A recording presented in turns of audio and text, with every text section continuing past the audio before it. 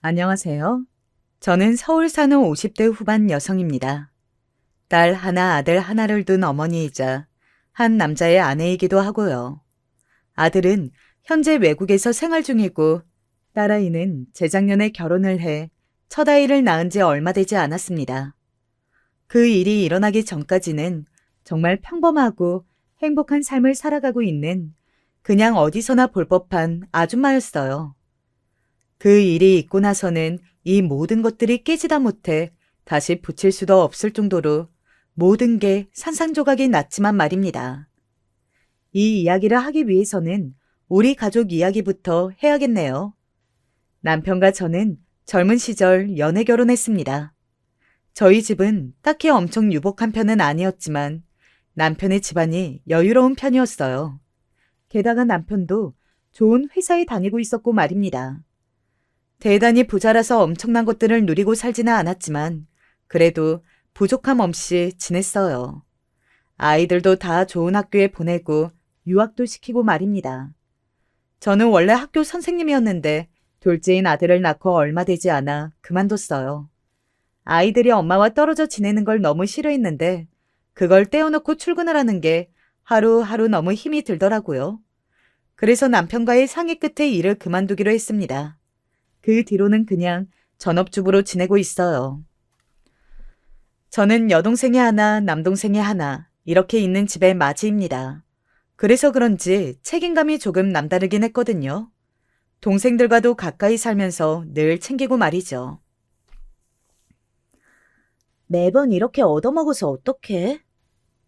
나는 집에서 살림하는 사람이고 너는 일하는데 뭐. 내가 이 정도는 해줄 수 있지. 제 여동생은 저를 따라 학교 선생님을 했거든요. 저는 일찍 그만뒀지만 여동생은 아직도 선생님입니다. 저희 어머니가 일찍 세상을 뜨셔서 제가 엄마 노릇을 거의 했기 때문에 여동생에게 반찬이다 뭐다 다 해서 나른 게 이미 20년도 넘었네요. 그걸 고생스럽거나 수고스럽다고 생각해 본 적은 단 한 번도 없었습니다. 게다가 동생도 때마다 선물이니 생활비니 여러 가지로 그냥 넘어가지 않고 저를 꼭 챙겼고 말이죠. 가만 보면 당신이랑 처제같이 사이가 좋은 자매도 잘 없어. 그렇다니까. 이게 다 우리 가족 복이야, 복. 정말로 저희 친정 식구들은 다들 아직도 친하게 지냈어요. 특히 여동생네와 아주 친했는데 조카들과도 거의 정말 부모 자식처럼 지냈습니다. 나는 이모가 그냥 엄마 같다니까. 그런 말이 어딨어. 듣는 너네 엄마 섭섭하게. 나? 하나도 안 섭섭한데? 언니가 거의 다 키운 거 맞는데 뭐. 정말로 여동생의 두 아이는 자라면서 저희 집에서 보낸 날들이 더 많았어요. 입히고 먹이고 재우고 거의 자식처럼 보살폈습니다. 물론 완전히 제 자식과 같다면 그건 거짓말이겠지만 정말 아끼고 귀한 조카들이었어요. 특히 여동생의 딸아이인 정아가 저를 참 많이 따랐습니다. 나는 진짜 이모가 너무 좋아. 얼씨구, 엄마 바꾸자고 하지 왜? 그러자고 하면 그래 줄 거야? 그렇게 말할 정도로 말이죠. 그리고 저희 딸아이와도 아주 친하게 친남매처럼 잘 지냈어요. 어렸을 때 거의 반은 저희 집에 살다시피 했으니 뭐 당연히 그럴 수밖에 없긴 했습니다. 저희 딸아이가 유학을 갈 때와 결혼을 할 때 얼마나 많이 울었는지 몰라요. 유학은 따라가겠다며 며칠을 밥도 안 먹고 시위했어요. 그렇다고 갈 수 있는 게 아니었기 때문에 중간에 한번 꼭 데리고 놀러 가주겠다고 약속했습니다. 그리고 실제로 방학 때 한번 데리고 가서 한 달 정도 있다가 왔고 말입니다. 결혼할 때도 30이 넘어서 하는 결혼인데 뭐 이렇게 빨리 하냐며 징징거리며 제 딸의 바짓가랑이를 붙들었어요. 언니 어디 안 가. 그냥 결혼하는 거야. 언니 결혼하면 나랑 지낼 시간이 더 줄어드는 거잖아.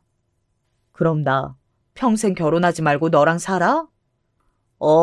나는 너무 좋아. 물론 그런 두 아이의 모습을 보면 마음이 좋기도 했지만 한편으로는 조카가 엄마의 사랑을 제대로 받지 못하고 자라서 저러나 하는 안타까운 마음도 들었어요. 제가 아무리 잘해준다고는 해도 진짜 엄마와는 달랐을 테니 말입니다. 저희 딸아이 이야기를 해볼게요. 솔직히 저희 딸아이가 제 딸이라서 하는 말이 아니라 정말 예쁘고 착하고 뭐 하나 빠지는 구석이 없어요. 공부도 늘 전교에서 1등을 놓치지 않았고 입 한 번 되지 않아도 좋은 대학, 좋은 직장을 알아서 척척 들어갔습니다. 싫은 소리 한 번 안 하고 속 한 번 안 썩힌 아주 착하고 귀한 딸이었어요.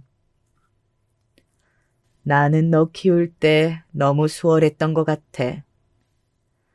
아무리 말을 잘 들어도 수월하게 크는 자식이 어딨어? 다 엄마 고생으로 크는 거지.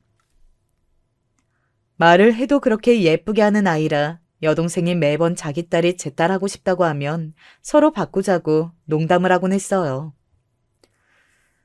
그러면 네가 언니 딸하고 정연이가 내 딸하면 되겠다. 이렇게 말입니다.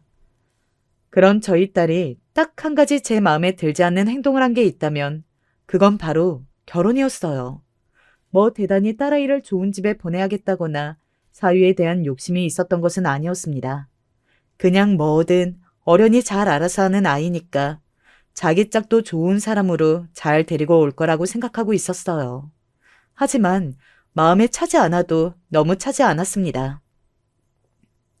안녕하세요. 김민규라고 합니다. 그렇게 자신을 소개한 사위는 지금 공부를 하고 있다고 하더라고요.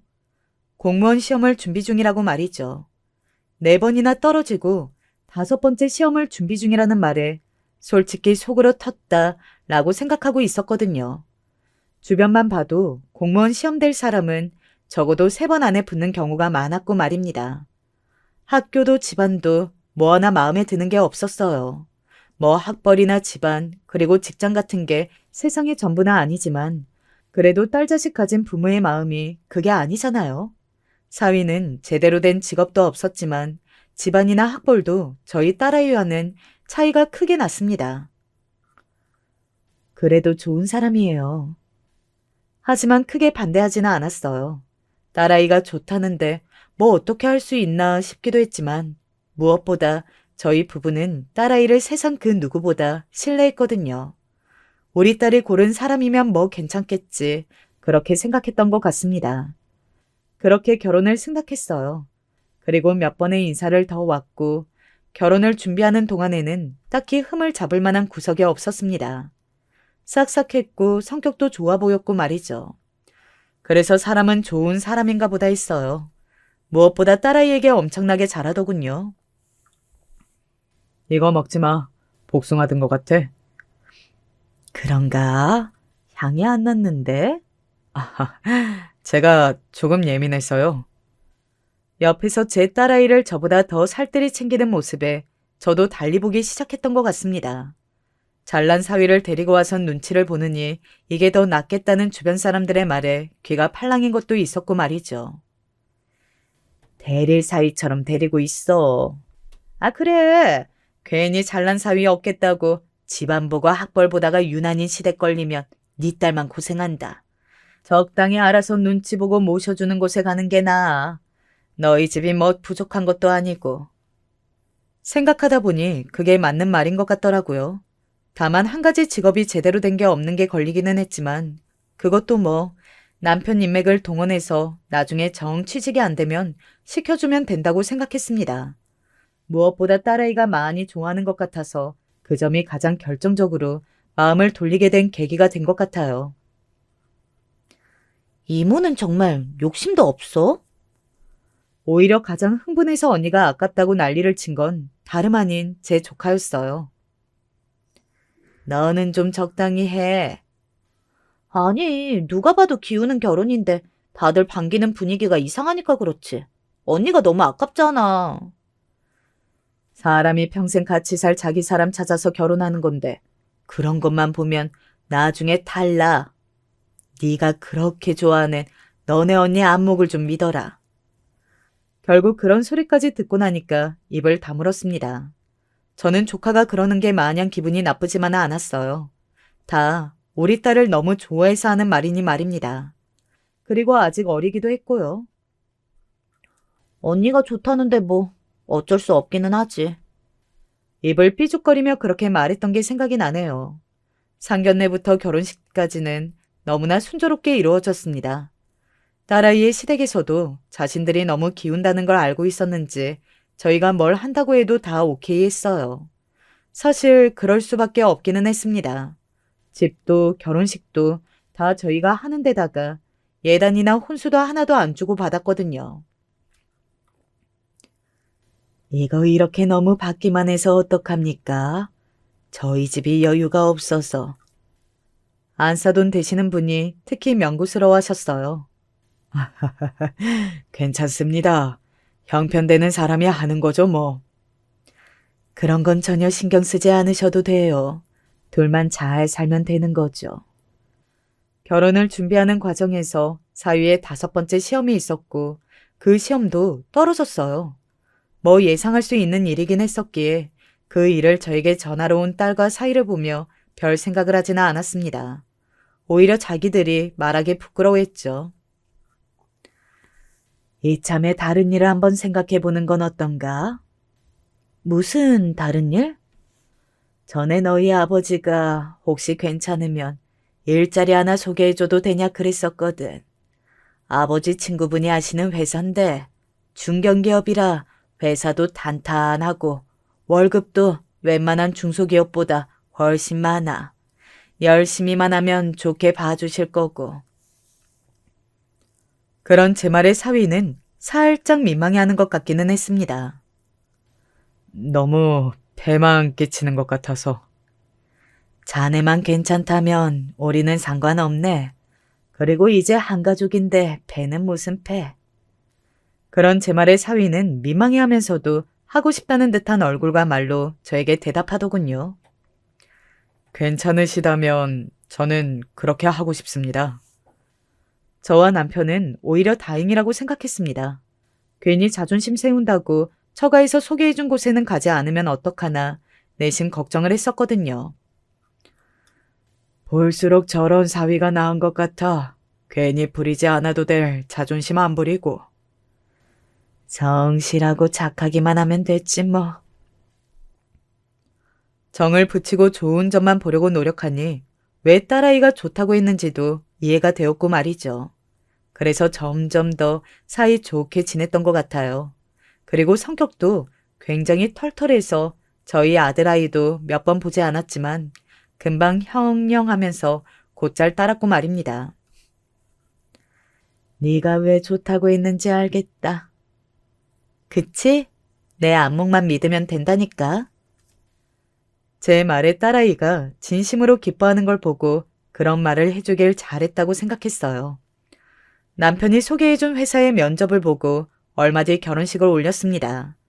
사실 면목상의 면접이었고 신혼여행 직후에 첫 출근이 결정된 거나 마찬가지였어요.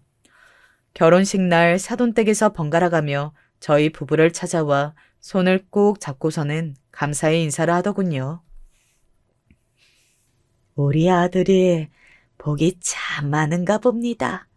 어쩌다 이런 귀한 처가를 만나서 이렇게 좋은 것만 받아도 되는 건지 모르겠네요. 아닙니다. 다 믿을만하니 소개도 해준 거죠. 제가 단단히 일러놨습니다. 평생 며느라기한테 충성하면서 살라고요.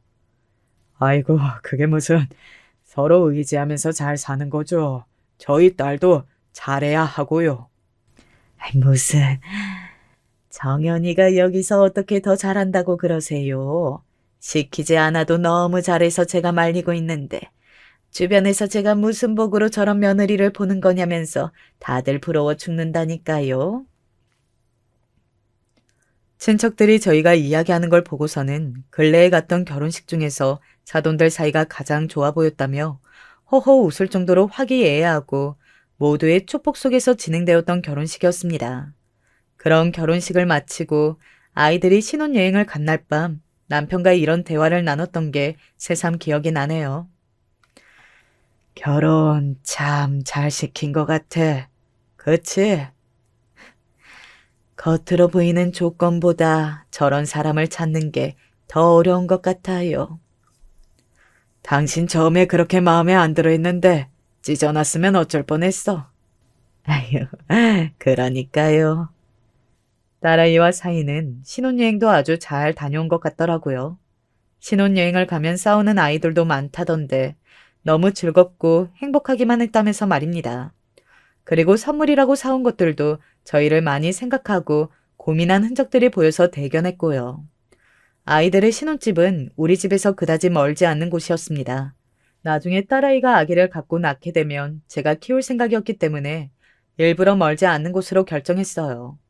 둘 다 동의했고 말입니다. 무슨 벌써 손주 타령이세요. 딸아이가 그렇게 웃으며 말했지만 얼마 가지 않아 정말로 임신했어요. 이 정도면 거의 허니문 베이비 아니니? 민망하게 아빠 앞에서 그 이야기 그만해. 온 집안에 경사가 따로 없었어요. 저희 부부 둘 다 손주를 빨리 보고 싶은 마음이 컸고 그건 사돈댁도 마찬가지였나 보더라고요. 정말 모두가 기뻐했습니다. 그런 어른들의 모습을 보면서 딸아이도 싱숭생숭한 마음이 점점 사라지는 것 같았고 말이죠. 저는 딱 셋만 낳으려고요. 사이는 정말 마음에 드는 말만 하더군요. 저도 손주가 많았으면 했거든요. 그리고 회사에서도 일을 정말 성실하게 잘한다고 전해 들었습니다. 일을 곧 잘한데 직원들이랑도 잘 지내는 것 같고 친구가 칭찬하더구먼. 조금 걱정했는데 다행이네요. 모든 것이 순조로웠어요. 이보다 더 순조롭다고 생각되지 않을 만큼 말입니다. 언니 애기 낳으면 내가 볼래. 너는? 너 결혼할 생각부터 해. 요즘 엄마도 그 소리 하는데 이모까지 왜 그래? 그때쯤 조카인 정아가 결혼을 하지 않겠다며 온 집안에 비혼 선언을 했었거든요. 여동생이 딸 하나 있는데 사위는 꼭 보고 싶다고 반대를 했고 말이죠. 결혼을 왜 안 하려고 하는 건데? 나 같은 성격은 누구랑 맞춰서 못 살 것 같아서요. 조카가 성격이 조금 유난하기는 했지만 그렇다고 남들과 어울려하기 불편해하는 정도는 아니라고 생각했었거든요. 그래서 스스로 그렇게 생각하는 게 상당히 의외이긴 했습니다. 모르죠 뭐. 나도 형부같이 좋은 사람 생기면 할지도. 아이고, 언제는 언니가 아깝다며 난리 쳤으면서. 사람은 지내봐야 알긴 알겠더라고요. 그 깐깐한 조카마저 그런 소리를 하는 거면 제가 사위를 정말 잘 보긴 했구나 싶더라고요. 정아가 자네 칭찬을 많이 하던데. 처제가요? 의외네. 내 앞에서는 맨날 언니한테 잘해야 한다, 모시고 살아야 한다 잔소리만 하는데. 걔가 그래 보여도 얘가 착해요. 딸아이 부부와 조카가 친하게 지내는 것 같더라고요. 종종 만나서 밥도 먹고 공연 같은 것도 보러 다니는 것 같았고요. 그 부부에 너무 껴다니니까 내 눈치가 다 보여서 아내가 조심 좀 시킬게. 지들이 재밌어하고 정연이도 좋다고 하는데 뭐 내비둬. 그래도 한창 신혼인 애들을 같이 사는 것도 아닌데 뭘 그래. 그렇게 이야기하는 여동생이 유난이라고 생각했어요. 하지만 지금 와서 돌이켜보면 여동생도 뭔가 낌새가 있으니 그런 말을 했겠거니 싶습니다. 부쩍 자주 형부 이야기를 한다든지 형부 같은 사람 만나면 결혼하겠다든지 하는 말들을 저에게도 자주 했었던 걸 보면 말이죠. 조카의 잘못된 마음을 알게 된 건 그로부터 얼마 지나지 않아서였습니다. 딸아이가 아이를 낳았습니다. 예쁜 공주님이었어요. 엄마와 아빠의 좋은 점만 닮아 너무 예쁘게 태어난 아이였습니다. 모든 가족이 다들 보러 왔어요. 온 집안의 첫 손주였거든요. 어떻게 이렇게 정연이 예쁜 것만 쏙 빼다 닮았는지 모르겠네요. 아빠 예쁜 것도 쏙 빼다 닮았는데요, 뭐. 아이고, 예뻐라. 요즘은 딸이 귀한데. 그러니까요. 태어나면서부터 그렇게까지 사랑과 애정을 잔뜩 받으며 태어난 아이도 또 없을 걸로 생각했습니다. 다 태어난 애가 뭐 저렇게 예쁘대? 여동생도 그럴 정도였으니 말이죠. 그치? 네가 봐도 그렇지? 형부 완전 쏙 뺐던데? 정연이 완전 쏙 빼지 않았어? 내가 보기엔 형부랑 정말 많이 닮았어. 그런가? 앞만 봐도 정연이 얼굴인데. 자기 엄마의 그 말에 조카가 가만히 손녀를 보면서 말하더군요. 눈 가로로 긴 거나 코 오똑한 거나 입술 빨간 거나 완전 형부 빼다 박았는데 뭐. 그리고 원래 큰딸은 아빠 닮는다잖아. 그렇게 이야기하며 손녀를 보며 조카의 얼굴을 봤어요. 그리고 어딘가 심장이 쿵 하고 떨어지는 기분이 들었습니다. 조카의 표정이 그 누가 봐도 사랑에 빠진 여자의 얼굴을 하고 있었거든요. 너... 나? 왜? 눈을 동그랗게 뜨고 자신을 왜 부르냐는 조카의 얼굴을 보고 아무 말도 하지 못했어요. 그저 아무것도 아니라며 고개를 저을 수밖에 없었습니다. 저는 아주 예전부터 그런 쪽으로는 촉이 아주 좋은 편이었거든요. 학교에 다닐 때도 누가 연애를 하는지 하지 않는지 단박에 찾아낸 적도 많았고 같은 과 CC들도 비밀 연애를 하다가 저에게 들킨 경우도 많았습니다. 그런 쪽으로는 도사라며 놀리는 이야기를 하는 친구들도 많았고 말입니다. 조카의 마음을 은연중에 알아챈 순간 저는 저에게 그런 눈치 빠름이 있다는 걸 처음으로 원망했던 것 같아요. 그 이후로 조카가 불편해졌고 조카와 사이가 함께 있는 자리는 너무나 신경 쓰이고 그런 말만 들어도 잠도 제대로 이루지 못할 만큼 스트레스를 받았습니다. 제가 그렇게 되니 당연히 남편도 그런 저를 알아챘고 말입니다. 요즘 당신 정아한테 왜 그래? 내가 왜? 정아가 무슨 말을 걸어도 쳐다보지도 않고 애 무안 주고 왜 그러냐고. 괜히 나까지 눈치 보이게. 그러지 않으려고 엄청나게 노력했는데 저도 모르게 조카에게 막대하고 있었나 보더라고요. 남편까지 나서서 그런 이야기를 할 정도면 조카나 여동생도 이미 제가 그러고 있다는 걸 알았을 테고 말입니다. 조카야 그렇다 치고 뭔가 자신의 마음에 안 드는 일이 있으면 저에게 바로바로 이야기하는 편인 여동생이 조용한 게 저는 더 마음에 걸렸어요. 당신이 느낄 정도로 내가 티가 난단 말이지? 대체 무슨 일인데? 그런데 혜선이는 나한테 아무 말도 안 한단 말이지. 처제? 그러네. 이런 거 그냥 넘어갈 사람이 아닌데 당신에게 아무 말도 안 해? 그때 알았어요. 여동생도 조카의 마음을 은연중에 알고 있다고 말입니다. 그러고 돌이켜 생각해보니 요즘 따라 여동생이 조카에게 선을 보라는 둥, 괜찮은 사람을 빨리 만나야 한다는 둥, 어울리지 않게 결혼 이야기를 자꾸 꺼낸다는 것도 깨달았어요. 동생도 자기 딸의 마음을 눈치채고 다른 쪽으로 시선을 돌리려 노력 중이었던 겁니다. 이러다 접겠지. 설마 무슨 일이야 있겠어? 물론 그런 말과 생각을 하려 노력한다고 해서 어수선한 마음이 단번에 정리가 되는 것은 아니었지만 그래도 다 큰 성인들인데 설마 해서는 안 될 행동을 할까 싶었어요. 게다가 조카 혼자 품고 있는 마음 같았으니 더더욱 말입니다. 그냥 이대로 지나가기만을 바랄 뿐이었습니다. 그 사이에는 최대한 만나는 일 없게 중간에서 잘 막는 거 말고는 방법이 없다고 생각하며 제 마음을 다잡았어요. 그리고 조카는 자신의 엄마에게 무슨 소리를 듣긴 했던 건지 그 이후로 우리 가족이 모이는 곳에 나타나지 않기도 했고 말입니다. 그리고 한 달도 채 흐르지 않은 어느 날이었습니다. 딸아이가 산후조리원에 들어가 있었거든요.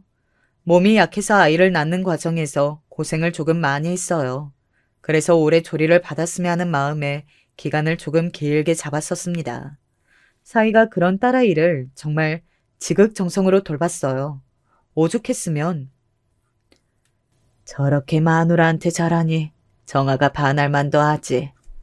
라는 생각까지 할 정도였으니 말입니다. 너가? 병원에서 보호자 밥이라고 나오는 밥량이 영 적더라고. 사위 좋아하는 것 좀 해다가 주게. 아이고, 누가 보면 사위 세상에서 제일 예뻐하는 장모인 줄 알겠어. 결혼할 때는 별로 안 반가워했으면서. 언제적 이야기를 하고 그래? 당신 질투해? 질투는 무슨, 얼른 다녀오기나 해. 남편과 그런 농담을 해가며 집을 나섰어요. 사위와 저는 번갈아가며 조리원에서 딸아이 간호를 했거든요. 오늘은 사위가 하는 날이었습니다. 그런데 조리원에서 나오는 밥이 양도 그렇고 메뉴들도 사위가 좋아하는 메뉴들이 아니었기에 신경이 조금 쓰였었는데 생각난 김에 반찬 좀 해줘야겠다 싶어서 평소에 좋아하는 것들을 생각해내서 해들고 갔어요. 딸아이가 있는 호실에 도착해서 문을 여니 아무도 없더라고요. 왜 아무도 없지? 하고 시계를 보니 마사지를 받으러 갈 시간이었습니다. 보통 산후조리원에서는 시간대별로 프로그램이 나누어져 있었는데 그 시간대가 딱 마사지를 받으러 갈 시간이더라고요. 보통 마사지를 받으러 가면 2시간 정도 받고 오니까 꽤 기다려야겠다는 생각이 들었어요. 아니면 반찬만 두고 갈까? 하고 반찬을 탁자 위에 내려다 놨습니다. 그리고는 옆에 있는 메모지에 메모를 썼어요. 여기서 나오는 보호자용 밥이 조금 부실한 것 같아서 자네 좋아하는 걸로 싸왔네. 이거 먹고 오늘도 내 딸 잘 부탁하네. 자네가 고생이 많아. 라고 쓰고는 나가려는데 누군가 들어오는 소리가 들렸습니다.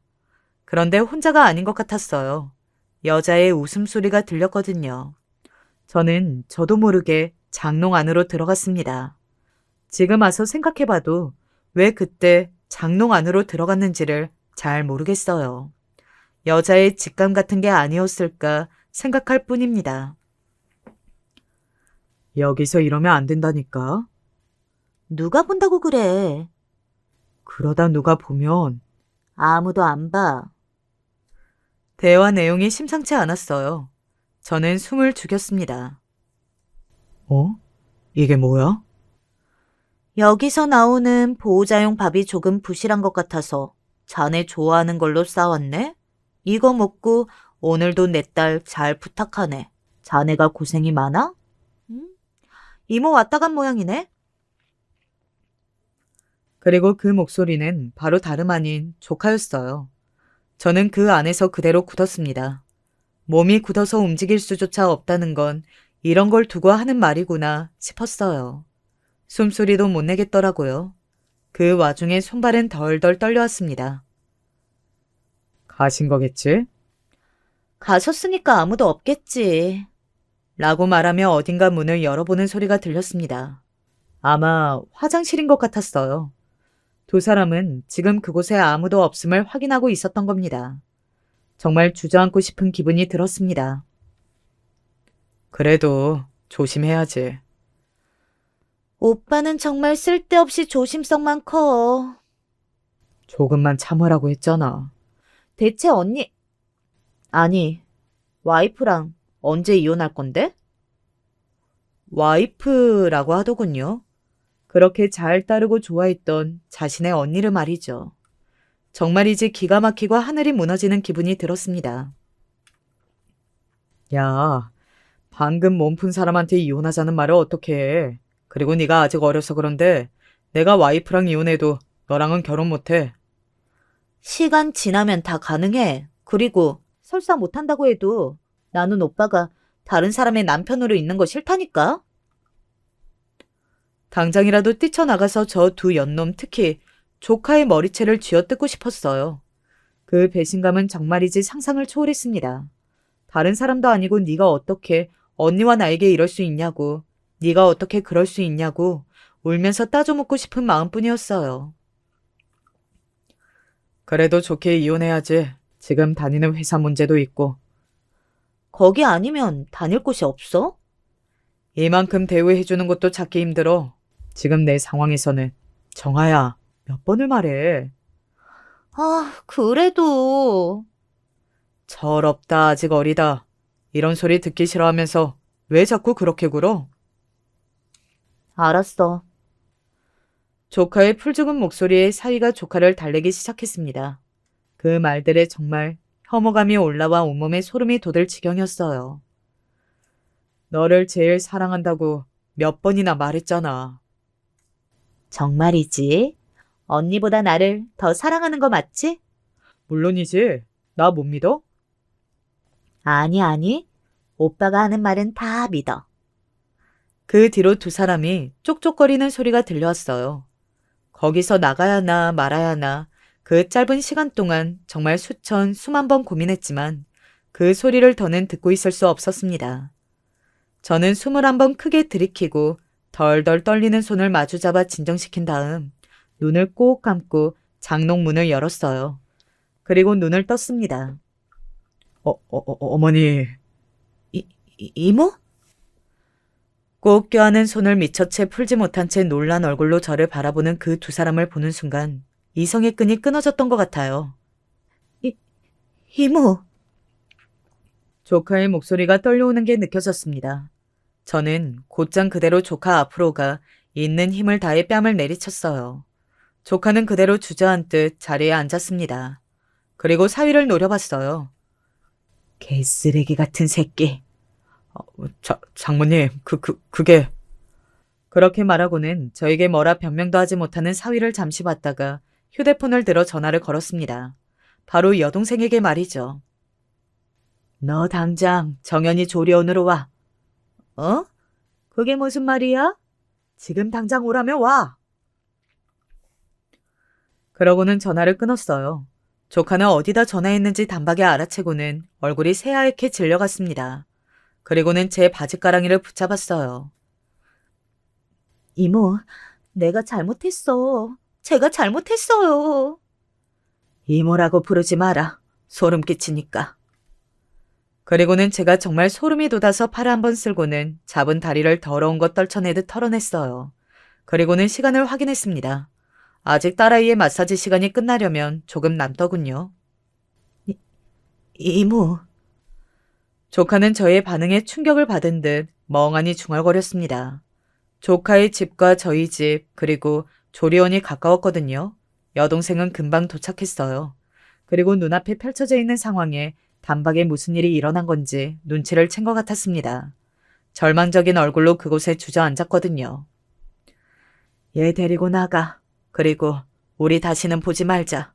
오늘부로 너랑 나 자매 연도 끝이야. 언니라고 부르지 마. 네가 네 딸 호적에서 파내고 버릴 거 아니면 나는 너랑 언니 동생 아니니까. 이모라고 부르지 말랬지? 여동생은 그대로 자기 딸에게가 머리채를 잡고 일으켜 제가 때린 뺨을 한 대 더 때렸어요. 이 미친년아, 네가 지금 제정신이야? 어떻게 언니 남편이랑 어떻게? 아휴. 나도 내 마음을 어쩔 수 없었어. 나도 정말 노력했다고. 시끄러워. 차라리 죽었어야지. 안 되면 죽었어야지. 너는 방금 네 언니, 나, 그리고 네 엄마랑 나 모든 관계를 한꺼번에 망치고 버린 거야. 이제 우리는 죽을 때까지 가족도 뭣도 아니니까 그런 줄 알고 당장 나가. 너, 얘, 내 눈앞에 안 치워? 여동생은 저를 한번 보더니 자기 딸을 끌고 나갔습니다. 그리고는 눈물이 맺힌 눈으로 수없이 저를 돌아봤지만 저는 노려볼 뿐이었습니다. 여기 다른 여자 데리고 온 걸로 애한테는 내가 잘 말할 테니까 정아랑 그랬다고는 말하지 말고 조용히 나가게. 당장 그 집에서 짐 싸서. 어머니. 자네랑 우리 딸이 한시도 같이 붙어있는 꼴 나는 못 보니까 당장 나가. 만약에 이대로 짐 싸서 집 안 나가면 내가 어떻게 할지는 나도 모르겠으니까. 사위는 제 그 말에도 어찌할 바를 모르고 허둥대며 서 있기만 하더군요. 이런 작은 간땡이로 이런 어마어마한 짓은 어떻게 한 건가 싶은 생각이 순간적으로 들었던 것 같습니다. 안 나가? 제 그 큰 소리의 사위는 쫓기듯 서둘러 조리원을 나갔어요. 그리고 저는 아무도 남지 않은 그곳에 털썩 주저앉았습니다. 방금 이 모든 일이 마치 꿈만 같았어요. 그만큼 현실감이 하나도 느껴지지 않았습니다. 딸아이가 오고 무슨 일이냐고 물었어요. 제가 멍하니 무슨 말을 하는지도 모르고 대충 둘러댔습니다. 혹시 엄마 그 사람이랑 정아 봤어? 딸아이가 조심스럽게 묻더군요. 저는 그 자리에서 울기 시작했어요.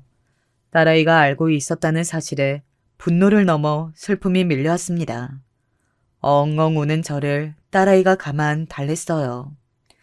나중에 들어봤더니 딸아이는 이미 진작부터 다 알고 있었다고 하더군요.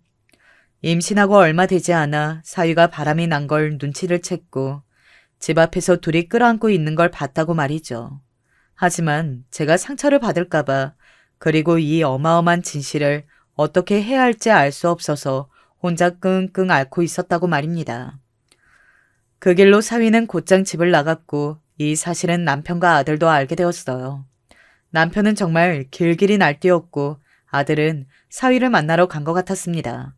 혹시나 무슨 짓을 할까봐 말려봤지만 소용이 없었어요. 듣기로는 그 집으로 쳐들어가 바람이 났고 누구랑 났으며 너 때문에 우리 집이 풍비박산이 났다고 하며 주먹을 휘둘렀다고 하더군요. 안사돈이 전화가 와서 너무 죄송하다고 울며 빌면서 이야기를 했습니다. 그래서 알게 되었다고 말이죠. 이혼은 빠르게 진행이 되었어요. 저희 집도 사돈댁도 이 모든 것을 빨리 처리하고 싶어 했으니까 말입니다.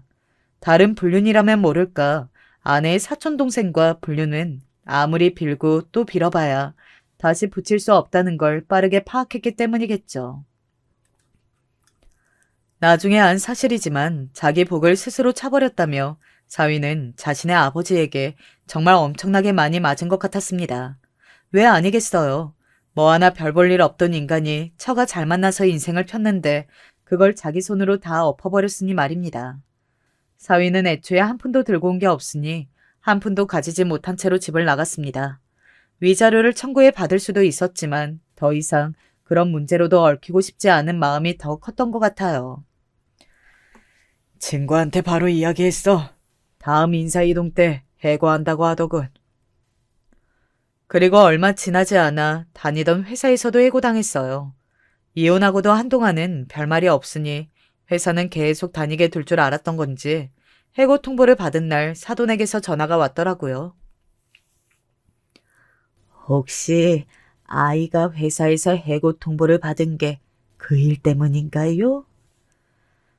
그 일 때문인지 아닌지는 저는 모르겠지만 지금 그거 물어보러 저한테 전화하시는 건 대체 무슨 염치로 그러실 수 있는지 모르겠네요.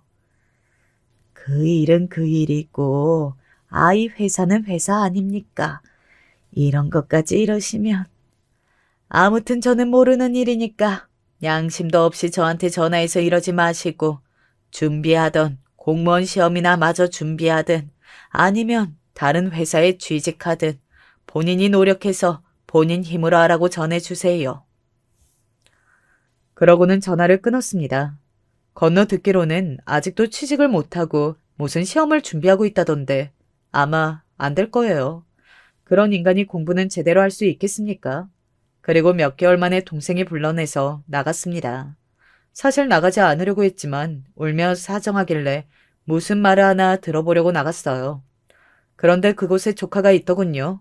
제가 조카를 보자마자 역한 기분이 들어 구역질하며 자리를 잠시 벗어났습니다. 조카는 그런 제 모습에 굉장히 큰 충격을 받은 듯 한동안 멍하더군요. 뭐 마실래? 아니, 속이 너무 역해서 그냥 물 마실 거니까 할 이야기 해. 저는 손에 손수건을 대고 조카 쪽은 쳐다보지도 않은 채 이야기했어요. 옆에서 조카는 저의 그런 모습을 보고 가만히 훌쩍이고 있더군요. 얼마나 잘못했는지, 본인이 무슨 짓을 저질렀는지 알아. 그리고 이 관계를 절대 예전으로 돌이킬 수 없다는 것도 방금 언니를 보고 깨달았을 거야. 그런데 왜 보자고 한 건데? 언니가 사과를 받아주지 않아도 괜찮지만 그래도 죄를 저지른 입장에서 사과는 하는 게 맞는 것 같아서. 정연이는 아직 몸도 정신도 못 추스른 상태 같아서 연락을 못 하겠고. 그렇게 말하더니 조카를 한번 툭 치더군요. 조카의 눈에서 눈물이 후두둑 떨어졌습니다. 이모, 내가 분명히 이모라고 부르지 말라고 했을 텐데. 제가 정말 잘못했어요. 언니도 전화를 안 받고 이모도 안 만나주고 저 정말 죽을 만큼 힘들었어요. 얼마나 잘못한 건지 알아요. 그리고 그날 이후로 형부도 한 번도 만난 적도 연락한 적도 없어요. 그 말에 제가 코웃음을 쳤어요. 겨우 그러고 말 사이로 온 가족을 풍비박산을 내다니. 그런 제 말에 조카는 입을 다물더군요. 네가 저지른 잘못이 얼마나 큰 잘못인지 너는 평생을 살면서 뉘우치게 될 거다. 너는 앞으로 나는 물론 언니도 다시는 얼굴 볼 일 없을 것이고 우연히 보게 되더라도 방금처럼 구역질 나는 사람밖에 될 수 없겠지. 너는 그동안 내가 너를 먹이고 입히고 키운 모든 세월을 배신했어. 조카가 그런 저를 빤히 보면서 울더군요. 죽을 만큼 힘들어요, 이모. 제가 그런 조카를 보며 말했습니다. 차라리 죽지 그랬니? 그런 인간만도 못한 짓을 할 바엔. 그러고는 우는 조카와 여동생을 두고 일어서서 나왔습니다. 정연이한테는 연락하지 마. 애쓰러지니까. 라고 말하고는 말이죠. 그 이후로도 조카도 여동생도 몇 번이고 더 사과해왔지만 저희는 만나주지도 않았어요. 집도 여동생의 집과 떨어진 곳으로 이사를 했고 전화번호도 싹 다 바꿨습니다. 저에게 연락이 닿지 않으니 아들을 통해 연락해보려고 했지만 아들도 화를 내고서는 전화를 끊었다고 하더군요. 진짜 낯짝도 두껍지. 그리고 나 같으면 쥐 죽은 듯 살겠다. 왜 이렇게 연락을 못해서 난리야? 진짜 예전처럼 다시 지낼 수 있을 걸로 생각하는 거야?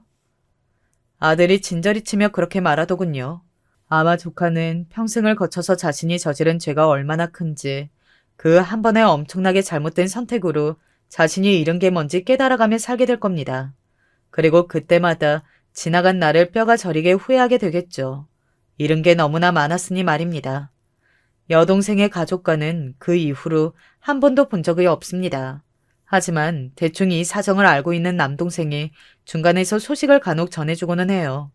그럴 때면 나한테 그런 이야기를 왜 하냐고 묻습니다. 이제는 남이라면서 말이죠. 다시 예전처럼 지내라는 게 아니라 그냥 작은 누나랑 정아가 얼마나 후회하고 힘들어하는지 큰 누나가 알면 조금 위안이 되지 않을까 싶어서 라고 남동생이 말하더군요. 그러면서 해준 이야기는 이랬습니다. 여동생과 조카는 그 일이 있고 나서 얼마간은 정말 악몽 같은 시간을 보냈다고 하더군요. 매일 아침 눈만 뜨면 여동생은 울면서 조카에게 소리를 질렀고 조카는 자기도 잘못한 거 안다고 악을 쓰며 싸우댔다고요. 그러고는 얼마간은 둘이 한 집에 살면서도 서로 아는 체도 하지 않으며 지내다가 조카가 밥을 먹지 않아 쓰러지는 일이 있고 나서야 간간히 말을 하며 지내는 것 같다고 말이죠. 나보고 용서하라는 거야 뭐야? 아니, 어떻게 그래. 입장 바꿔놓고 생각해보면 나라도 절대 그렇게 못해. 그냥 그렇다는 걸 말해주는 거야. 그래도 이야기하지 마. 그 집구석 이야기 정말 안 듣고 싶어. 그렇게 말했던 것 같아요.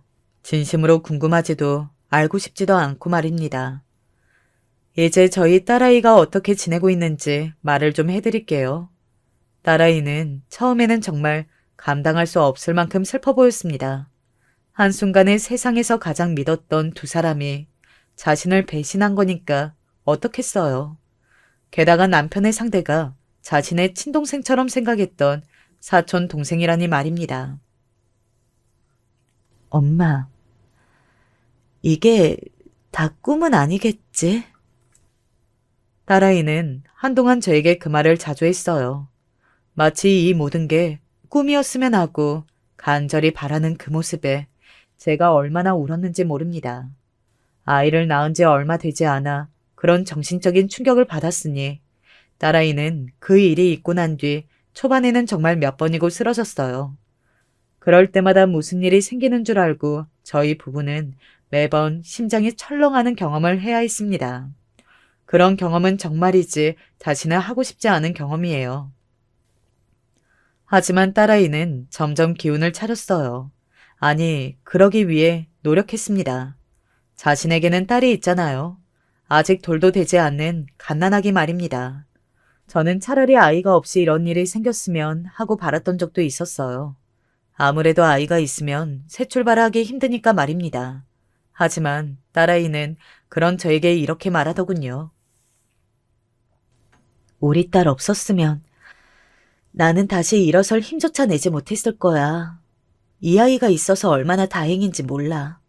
라고 말이죠. 그리고 딸아이의 그 말을 온 가족이 점점 실감하는 중이었습니다. 손녀는 정말 웃을 일이 없을 것 같은 이 집에 웃음을 주고 있었어요.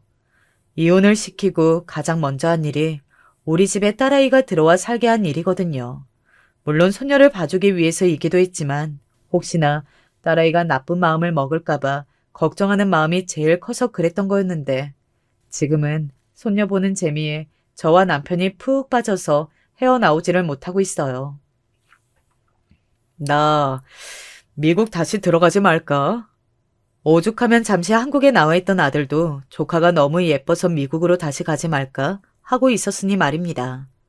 물론 그 상처는 완전히 지워지지 않을 거고 지울 수도 없는 일이겠지만 그래도 산 사람은 어떻게 해서든 살게 되어 있고 또 살다 보면 이런 행복을 느끼게 되는 날이 다시 오기도 하는구나 하는 생각을 요즘 들어 자주 하고 있는 것 같아요. 아이를 낳고 육아휴직기를 가졌던 딸아이도 이제는 복직을 앞두고 있습니다. 너무 이른감이 있지 않은가 걱정했는데 남편이 그러더군요. 너무 빠르지 않나 걱정이야. 빨리 다시 정상적으로 생활하면서 여러 사람과 어울리고 사회생활도 해야지. 그래야 빨리 낫는 거야. 그 말을 듣고 보니 또 그런 것 같더라고요. 그래서 복직을 한다는 말에 2번 입을 대지는 않았습니다. 딸아이가 하는 모든 결정들을 뒤에서 응원만 해주기로 했어요. 아직 굉장히 많은 시간이 지나지 않아서 돌이켜본다는 이야기라 하기도 못한 이야기지만 그래도 이제는 그나마 남들에게 이런 이야기라도 할 수 있게 됐다는 게 어느 정도는 치유가 되고 있다는 거 아닐까요? 아직 정말 하나도 괜찮아지지 않았다면 이런 말을 꺼내는 것조차 하지 못했을 테니 말입니다. 이제는 조금씩 말할 수 있게 된 것조차 시간이 주는 힘인 것 같기는 해요.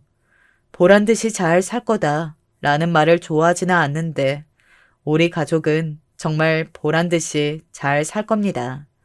우리 가족에게 이런 상처를 준 사람들이 후회하고 되돌릴 수 없는 과거에 절망하고 있을 때 우리는 앞으로 한 발 나아갈 거예요. 그래서 그들이 잃은 게 뭔지, 얼마나 소중한 걸 버린 건지 절절하게 오랜 시간 깨닫게 만들어줄 겁니다. 그게 최고의 복수라는 걸 이제는 알 것 같기도 하고 말입니다. 사람은 해서 되는 실수가 있고 하지 않아야 하는 실수가 있는 것 같아요. 실수라는 이름으로 용서해 줄 수 있는 범위도 있고 말입니다. 그 범위를 벗어난 사람들과는 평생 다시 예전처럼 지낼 수 없고 말이죠. 잃은 게 참 많습니다. 사랑하는 여동생도 이제는 예전처럼 볼 수 없고 평생을 정말 친자식처럼 키웠던 조카도 이제는 볼 수 없어졌어요. 그들만 저희를 잃은 게 아니라 저희도 그들을 잃었습니다. 그래서 더더욱 용서할 수 없는 것 같아요.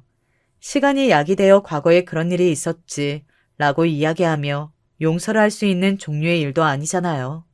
이건 이 사연을 쓰면서 다시 한번 깨닫게 되어 슬퍼지는 것 같아요. 절대 용서할 수 없다는 걸 말입니다. 많은 분이 세상에 저런 일이 다 있네 하고 생각하실 이야기일 거예요. 저도 이런 일이 막장 드라마에서나 나오는 일이라고 생각했거든요. 그런데 겪어보니 이런 일도 있더라고요. 정말 많이 힘들고 아픕니다. 지금도 말이죠. 그러니까 저희 조카 같은 실수를 저지르는 사람은 이 세상에 다시는 없었으면 좋겠어요. 너무나 많은 사람이 고통받았고 받고 있으니 말입니다. 제 이야기는 여기까지입니다. 긴 이야기 들어주셔서 감사해요. 저희 가족은 있는 힘을 다해 이겨내 보겠습니다. 들으시는 모든 분이 응원해 주시면 좋겠네요. 특히 저희 딸에게 말이죠. 완벽히는 아니더라도 언젠가는 나아질 날이 올 테니까요. 안녕하세요. 저는 사연 영상 종종 찾아보는 취미를 가지고 있던 60대 남성입니다. 정말이지 저의 이 현재 심경을 어디다 꺼내어 보일 수도 없고 쉽사리 표현할 수도 없어 요 며칠을 계속 혼자 끙끙 앓으며 지내었습니다. 그러던 중 사연 영상을 또 한 편 시청하다가 혹시 저도 이렇게 사연으로 제 심경을 적어본다면 기분이 한결 나아지진 않을까 싶어졌어요. 사연으로 소개가 된다면 영상 시청자분들께서 반응을 주실 테고 그걸 보면서 제가 어떤 좋은 해답을 얻게 될지도 모르겠다는 욕심 역시 깃들어 있습니다. 예전에 저 같았으면 이렇게 사연 써보겠느니 어쩌느니 하는 것, 그리고 혼자 끌어안고 고민하는 것도 이 정도로 하진 않았을 것 같은데요. 남자들이 나이 들수록 여성 호르몬인가 그런 게 많아지는 현상이 있어 영향을 받는다더니 제가 그렇게 된 게 틀림없었습니다. 진짜 나이가 들수록 은근히 점점 더 감정적으로 변해가네요. 처량하고 별 볼 일 없는 60대 남자일 뿐입니다만 제 사정을 속속들이 알고 있는 가까운 지인들에게도 털어놓지 못한 그때 그 순간들의 감정을 처음으로 세상에 꺼내 보이고자 하는 것이니 귀한 시간 내주셔서 사연 봐주시길 청해봅니다. 항시 쓰고 다니는 마스크 안으로 깊은 한숨이나 푹푹 내쉬고 다니는 저의 최근 일상. 이것이 어떤 방식으로든 바뀌었으면 좋겠습니다. 제가 글의 전문가가 전혀 아니기 때문에 보잘것없는 글솜씨는 너그러이 봐주시길 부탁드려 보겠어요. 저는 30 넘어 만난 여자와 연애를 이어간 끝에 결혼하게 됐습니다. 저보다 8살 아래 연하의 상대였어요. 혹시 세대 차이를 느끼는 그 마지노선이라고 하는 게 8살 차이라고 통상적으로 하는 것을 아시나요? 요즘에야 스마트폰 완전 보급 시대이기 때문에 상황이 꽤나 달라졌을 테지만요. 아무래도 세대 가리지 않고 전부 똑같이 유튜브 보는 시대가 왔기 때문에 스마트폰 보급 이전과는 양상이 다를 텐니다. 하지만 옛날에는 확실히 그렇지 않았죠. 나이 차이, 세대 차이라는 게 확연히 구분됐으니까요. 그 마지노선이라는 8살, 제가 그 여자와의 나이 차이가 딱 그랬어요. 그래서 지금 그 연애 시절이나 결혼 생활 초반기를 떠올려 보면 확실히 세대 차이가 났던 것 같아요. 중점으로 누렸던 문화가 달랐거든요. 하지만 그렇기에 서로 간에 나눌 거리가 많았습니다. 그 나이 차가 주는 색다름, 그것에서 오는 재미도 있었고요. 그러니 결혼까지 했던 겁니다. 그런데 저는 결혼 후에 언제부턴가 죄인으로 둔갑해 있었어요. 두 사람이 서로 사랑해서 한 결혼이었죠. 다 큰 성인들끼리 눈이 맞아 연애하고 난 다음 신중하게 한 결혼이었습니다. 그런데 어느새 저만 나쁜 놈이 되어 있더군요. 그 여자의 주장에 의해 저는 아직 세상 물정 몰랐던 어린 여자를 꼬셔서 결혼에 애까지 낳게 만든 파렴치한으로 몰리게 되었어요. 저보고 천하의 교활하고 음흉한 놈이라고 그 여자는 손가락질을 했어요. 지금 시대라면 20대 중반 여자 나이에 결혼한다는 것이 조금 이르게 느껴질 수 있겠습니다만 당시엔 딱히 그런 분위기가 아니었습니다. 20대 중반 나이에 여자가 결혼한다고 하면 대체로 적당한 때라고 보는 분위기였던 것으로 기억해요. 그저 단지 저를 비난하기 위한 그 여자의 핑곗거리였을 뿐이라는 것을 처음엔 몰랐어요. 저를 비난하기 위해서, 그리고 저에게서 끝내 도망치기 위해, 가정을 버리고 자유로워지기 위해 그 여자는 작정하고 비난을 시작했던 것입니다. 참고로 말씀드리자면 저와 그 여자는 결혼 전에 임신하게 된 게 아니었어요. 그것 때문에 결혼을 서둘렀던 게 아니었고 정상적으로 결혼해서 그 후에 아이를 본 경우였습니다. 함께 사랑하고 마음을 나누어 각자의 선택으로 한 결혼이었죠. 그러니 정말로 나빴던 것은, 진정 파렴치한이었던 것은 바로 그 여자였어요. 부부의 연을 맺어 평생을 함께하자고 맹세했으면 응당 지켜야 마땅했는데 그 여자는 결혼하고 나서 아이를 낳더니 점차 돌변하였죠. 오로지 자기 자신만의 행복과 이익과 그 앞날만 생각하며 우선시했습니다. 만약 그 여자가 아이 엄마가 아니었다면 그래, 후회되는 결혼이라도 있는 것이니 제가 어느 정도 이해했을지도 모를 일이에요. 그런데 저희 사이에는 아이가 있었다는 사실입니다. 어떻게 자기 배 불러가며 힘들게 출산했던 친자식을 자기 딸아이 예뻐하지 않고 사랑하지 않을 수 있는지 저로서는 의문이었습니다. 아이가 4살 된 무렵부터는 더더욱 그랬죠. 아이가 울면서 보채고 있으면 절대 달래려드는 법이 없었어요. 시끄럽고 듣기 싫다는 듯 그 여자는 자기 귀를 틀어막으며 오만상을 썼습니다. 왜 자꾸 나한테 뭐라 그러는 건데? 내가 애새끼 입 안 틀어막고 내 귀 막고 있는 것만으로도 난 참을성 있는 사람인 거야. 나 좋은 엄마라니까? 자꾸 나한테 모성애가 없다느니 애 키울 줄 모른다느니 그딴 소리 좀 짓거리지 마. 나에 대해 뭘 안다고 오빠가 자꾸 떠들어대는 건데? 어? 오빠가 육아에 대해 알긴 뭘 알아? 그리고 제가 아주 잠깐, 조금만 지적해도 거의 발작하듯 화를 내면서 저한테 따졌습니다. 금방 발끈해서 난리였으니 저는 말 한마디 함부로 잔소리를 내뱉을 수조차 없었네요. 그 여자는 돈도 안 벌었어요. 일을 안 다니니까 그저 집에서 애만 보면 되는 것이었는데 특히 아이가 3살 생일 지나면서는 어린이집을 다니기 시작했거든요. 무척 이르게 보낸 것이었지만 그 여자가 워낙 강하게 원했기 때문에 별 수 없이 들어주었던 것이에요. 아이가 어린이집에 다니고 있었기 때문에 확실히 육아나 집안일에 그 여자는 더 수월해진 참이었죠. 그런데 정말 그럼에도 그 여자는 지독하게 불만을 토로했어요. 그래서 저는 독박 외벌이를 하며 돈 벌었을 뿐만 아니라 집안일까지 거들어야 했죠.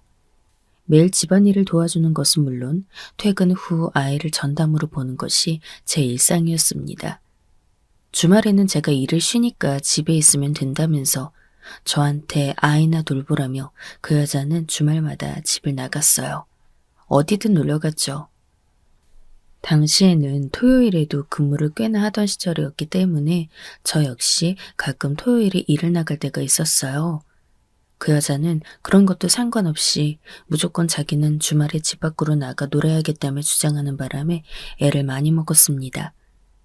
이웃집에 아이를 몇 시간 맡겨놓고 제가 일을 가고 그랬었어요. 그 여자는 자기가 아기를 낳고 나서 출산 후 찾아온다는 산후 우울증 같은 것을 겪으면서 이렇게 됐다며 항변을 했어요. 일단 무슨 말인지는 알겠더군요. 그래서 어느 정도 이해는 갔어요. 그런데 그걸 고치고 개선해 보려고 사람이 무슨 노력을 해야 할 것 아닌가요? 어찌되었든 저희 2사람은 한 가정을 이룬 부부 사이였고 아이는 날로 커가고 있었는데 무조건 좋은 부모가 되는 것을 목표로 삼았어야죠. 하지만 그 여자는 전혀 노력하지 않았고 갈수록 자기 가정을 뒷전으로 두고 방치했습니다. 그 행태에 저도 점점 지쳐만 갔어요. 언제까지 이렇게 살아야 하는 건가를 두고 제가 고심하고 있었는데 그 여자가 엄청난 짓을 저지르고 말았죠. 기어이 자기 아이를 버려둔 채 그 여자는 짐을 싸서 집을 나가버렸던 것입니다. 금요일에 떠났어요. 저는 그 사실을 처음에 몰랐다가 어린이집에서 연락을 받았습니다. 제가 돈 아끼느라 아직 개인 휴대폰을 사지 않고 있었던 때였기 때문에 회사로 걸려온 전화를 받았어요.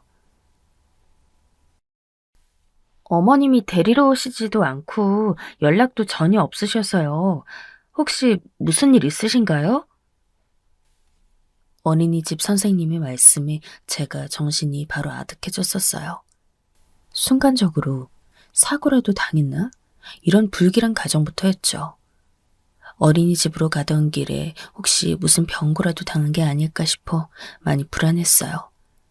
별별 걱정들을 다 하며 어린이집으로 향했습니다. 그리고 도착한 그곳에서 저는 다른 아이들은 이미 다 집에 가고 났는데 홀로 남아있던 제 아이를 마주한 순간 끔찍한 직감이 들고 말았어요. 품에 안겨오는 이 작은 아이를 영영 버려두고 아이 엄마가 떠나버렸을 거란 사실이 제 머릿속을 강타하더군요. 아니나 다를까 집으로 가보니 작정하고 나른 흔적이 있었습니다. 자기를 찾지 말라는 쪽지 하나가 달랑 화장대 위에 남아있었어요. 주말 내내 엄마를 찾는 아이를 달래가면서 저는 분노와 허무함으로 눈물을 삼켰습니다. 우선은 3시간 거리에 있는 본가부터 생각을 했어요. 저희 누나가 옛날부터 등골 빠지게 일해가면서 부양해온 집, 지체장애를 가진 형이 있는 집, 몸이 허약해진 부모님. 과연 아이를 당장에 맡길 수 있을까 싶어 걱정에 또 눈물이 났습니다. 그래, 설마 영영 버렸으리라고. 이렇게 예쁜데? 아이를 안고 생각했죠. 아이의 친엄마인데 설마 시간 좀 지나면 돌아올 게 분명하다고 말이죠. 그때 다니던 회사가 겨울에는 비수기 시즌이라 할 수 있었기에 어떻게든 해보면 제가 아이를 혼자 돌볼 수 있지 않을까 생각했어요. 곧 다가오는 연말을 저는 아이와 함께 보낼 각오를 마치게 되었죠. 새해를 기점으로 아이 엄마가 그 여자가 반드시 돌아올 거라 믿었기 때문입니다. 하지만 새해가 밝아와도 그 여자는 아이가 6살이 되는 것을 보러 오지 않았어요. 영영 버렸던 것이었죠. 그 후로 저의 눈물 나는 육아기가 펼쳐지게 되었습니다. 결국 저희 집 본가에 아기를 맡겼던 시기도 있었죠. 그러면서 아이의 초등학교를 전학시킨 적도 있고요. 아주 다사다난함 속에서 제가 고군분투해가며 아이를 키웠어요. 특히 엄마 없는 애라고 놀림받으면서 학교 생활할까봐 그것 때문에 늘 마음 졸여가며 정말 신경을 많이 썼습니다. 여자아이라 자기 친구들 보며 꾸미는 게 뒤처지면 기가 죽을까봐 그것도 걱정이라서 제가 노력을 많이 했죠. 손재주랑은 담을 쌓았던 주제에 열심히 연구해서 머리 따는 법도 터득했고 그 또래 여자아이들이 뭘 좋아하는지 파악도 다 했었어요. 분홍색이며 레이스, 리본, 방울, 머리끈 이런 것도 다 외우고 있었어요. 제가 기본적인 요리는 그럭저럭 하는 편이었지만 소풍날만큼은 정말 난감했죠. 아이가 요구한 대로의 김밥은 도저히 모양이 안 나오길래 김밥집에서 그냥 사주겠다고 했더니 바닥에 엎어져 울고불고 난리가 나서 달랠 엄두조차 안 났던 일이 있었네요. 결국은 같은 빌라에 사는 집으로 사서 부탁을 했어요. 저희 딸아이랑 같은 학년인 남자애가 사는 집이었거든요. 사례해드릴 테니까 소풍 도시락 싸실 때 한 통만 더 싸달라고 허리 숙여 부탁했습니다. 그 빌라를 떠나 이사가기 전에는 그 집의 신세를 꽤나 많이 졌네요. 저희 앞집도 그렇고 아이 엄마 집을 가엾게 여기고 도와준 손길들이 많았던 곳이었습니다. 그런 도움들이 아니었다면 전 정말 힘들었을 거예요. 해줘도 늘 부족한 것만 같았고 딸에게 저는 그저 못난 아빠인 것으로만 느껴졌으니까요. 저희 딸아이의 엄마, 그 여자와는 결국 이혼했습니다. 딸이 초등학교 5학년 되었죠. 오래 끌다가 결국 이혼으로 종지부를 찍었어요. 그 여자는 이혼하기 1년 전에 딸을 보겠다는 명목으로 온 적이 있었습니다. 2번을 왔었는데 정말 잠깐 딸을 힐끗 눈으로 확인했던 게 다였죠. 그 모습에 제가 괘씸해서라도 이혼 못 해주겠다고 버티고 있었던 마음을 돌렸던 것이었죠. 왜냐면 너무 허무하더군요. 저런 여자 따위 붙잡고 있어봤자 아무런 소용 없을 게 분명하고 아이의 엄마로 남겨두지 않는 쪽이 아이에게도 나을 것 같다는 생각이 들었기 때문이에요. 딸에게는 초등학교 졸업식이 열리기 전에 제대로 된 이혼 소식을 알려줬었어요. 나는 괜찮아, 아빠. 어차피 엄마는 나 안 사랑하니까. 엄마와의 추억도 없는걸? 어렸을 때 일들은 기억도 안 나. 분명 내가 어렸을 땐 엄마랑 있었을 텐데 그게 기억이 안 나. 그러니까 어차피 엄마와 보냈던 시간들은 나한테 없었어. 아빠가 엄마랑 이혼해봤자 나한테 달라지는 것도 없는걸. 표정으로 속상해하는 게 다 보이는데도 꿋꿋하게 울음을 참았어요. 다시 한번 딸을 부족함 없이 열심히 키워내겠다고 저로서는 다짐이 드는 순간이었습니다. 그리고 제가 좋은 사람을 만나게 된 일이 있었어요. 지인의 지인을 통해 어쩌다 만나게 된 인연인데 저보다 4살 아래였죠. 그녀는 결혼을 한번 다녀왔다고 했어요. 1년 넘게 만났던 사람과 결혼까지 했지만 극심한 고부 갈등 때문에 부부싸움까지 하게 되었고 버티고 버티다 나중엔 부부간의 정이 완전 메말라 버려서 이혼 도장을 찍었다고 하더군요. 결혼한 지 딱 2년 만의 일이었고 결혼 생활에 학을 떼게 되었던지라 재혼 생각은 전혀 안 했대요. 그런데 저를 만나고부터 생각이 다시 유연해졌다고 그가 그런 말을 해왔습니다.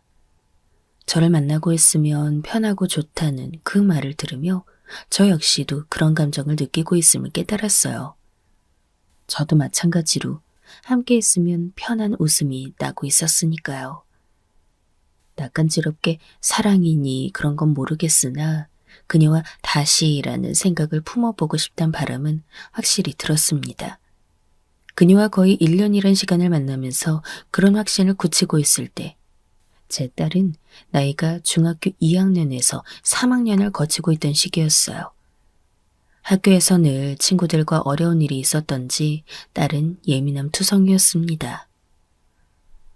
아, 됐어. 어차피 아빠는 말해봤자 알지도 못하잖아. 나 오늘 짜증나는 일 있었으니까 말 붙이지 마.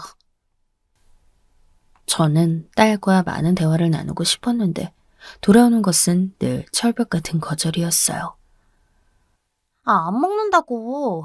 내가 배고프면 알아서 먹을 거라고. 왜 자꾸 밥 먹으라고 불러? 그리고 내가 방문 열 때 놓고 하라고 말했잖아. 문에 써붙여도 왜 무시하는데?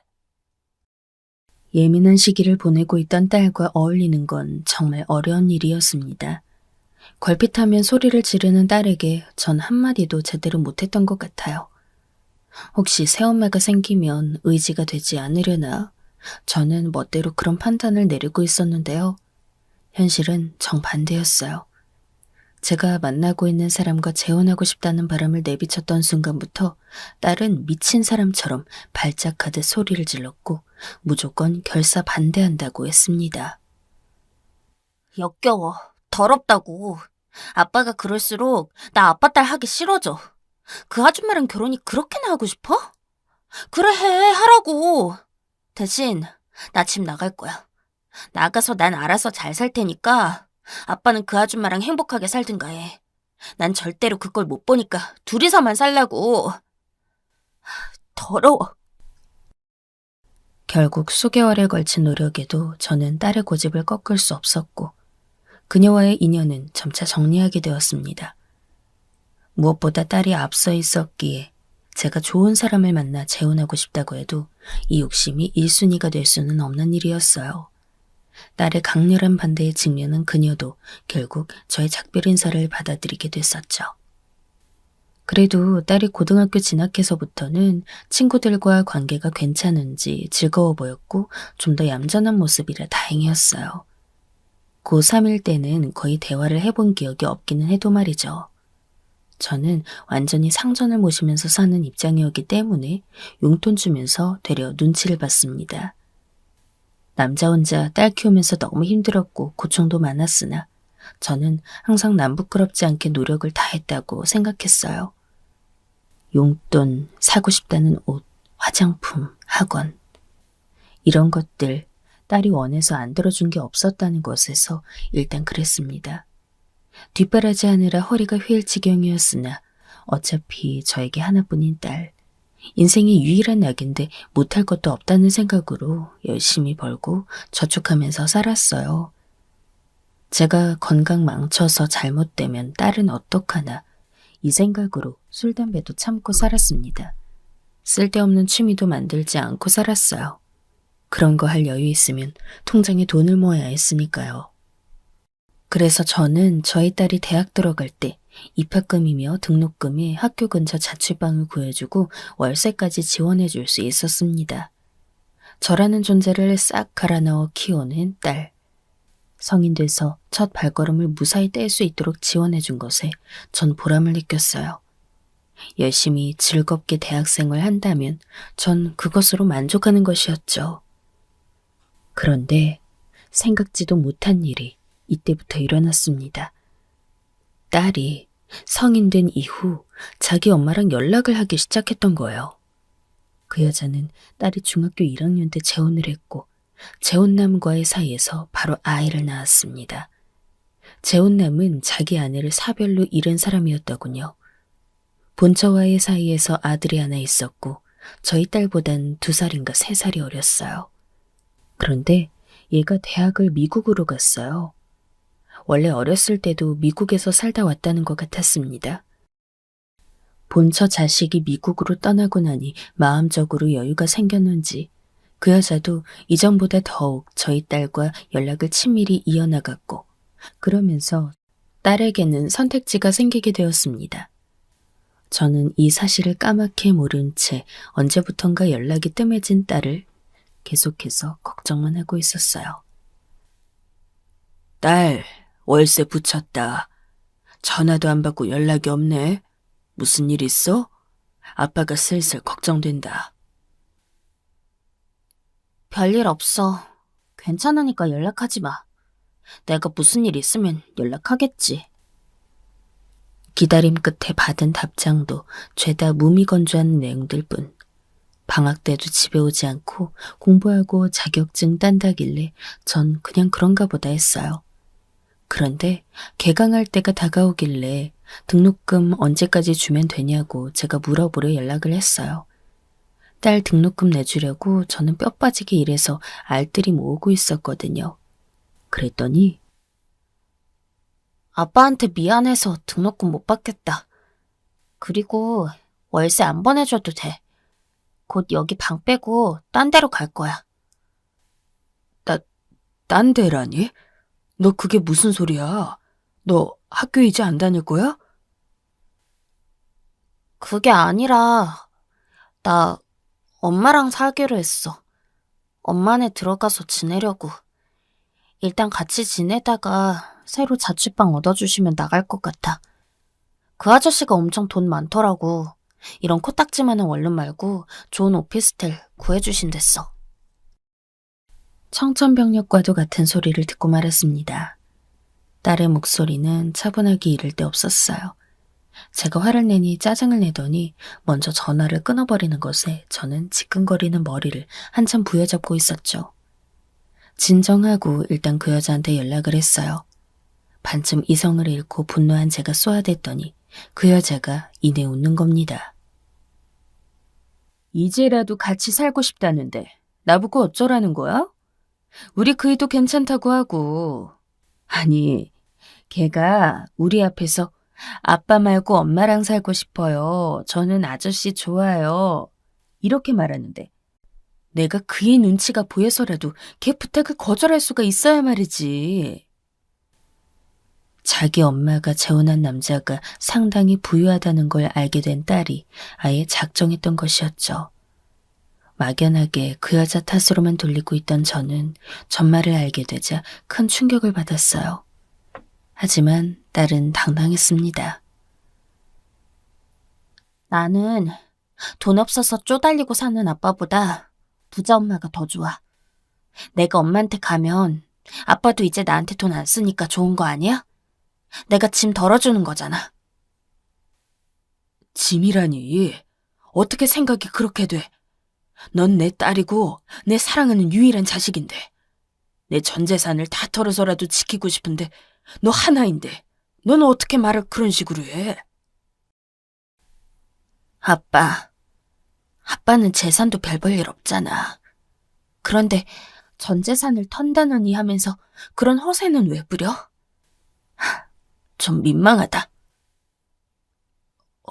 허세라니. 네가 어떻게 나한테 그렇게 나올 수가 있냐. 내가 널 어떻게 키웠는데, 내가 모든 걸 다 바쳐 키웠는데 내 마음에 대못을 받고 이제 와서 날 버리겠다니. 그러니까 고맙게 생각한다고. 아빠 나 사랑한다며. 사랑하는 딸이라며. 그런데 대가라도 받았던 거야? 당연히 자기 딸이니까 책임지고 키워야 했던 게 맞지. 당연한 걸 했을 뿐이면서 세상 특별한 일인 것처럼 굴지 마. 내가 성인 돼서 나이 다 먹고 아빠 떠난다고 자기 부양해줄 자식 사라졌다고 이러나 본데 어쩔 수 없어. 원래 인생은 알아서 사는 거야. 딸의 말 한마디 한마디가 제 심장을 날카롭게 찔렀어요. 제 눈에서 흐르는 눈물은 필시 피눈물이 맞았습니다.